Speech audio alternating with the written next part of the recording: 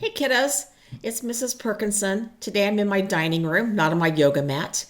You'll notice that I put up your first set of slides about the Cold War. So that's what we're going to talk about. The one thing I want you to really understand is that the Cold War was not an event. It was not a singular event.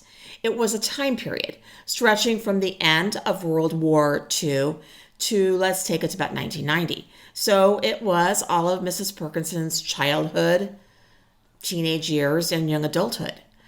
As the war starts to wind down, the big three, the United States, the Soviet Union, and the British, are going to get together for a series of conferences or meetings. The first one's called the Tehran Conference, which was held in the country of Iran. Tehran's the capital.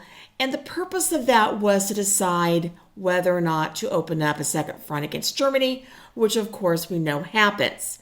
Then they have the Yalta Conference, which is going to be held in Russia. And that conference was to decide, what does a post-war Europe look like? And then the final conference, and this is where we really begin to see cracks in this alliance. The Potsdam Conference in Germany, what does a defeated Germany look like? And we're going to see spheres of influence begin to develop. We'll have Western spheres of influence, and then, of course, the Soviet Union is going to have their sphere of influence. And so what happens here is that Joseph Stalin, and remember I told you, way back in the days when we used to go to school, I told you he doesn't like the West, he doesn't trust us, he doesn't want anything to do with the West.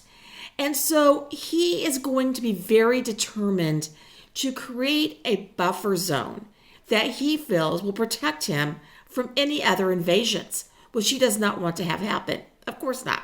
I mean, who does? Who wants him invaded? Nobody. So the big tugging point really starts to become what's going to belong to the Soviets and what is going to be under the Western influence. And the thing that comes out of this that really wasn't supposed to happen is that Germany is going to become a divided country. We used to have, when I was growing up, an East Germany, which was communist, and a West Germany, which was democratic. Joseph Stalin is going to create from the Eastern countries his satellite zone, his buffer zone. And that is going to be called the Iron Curtain. That is a term coined by Winston Churchill, Prime Minister of Great Britain. When I was a little kid, I used to think it was an actual Iron Curtain, but it's not. It is just a figure of speech. It's just a figurative barrier between the East and the West.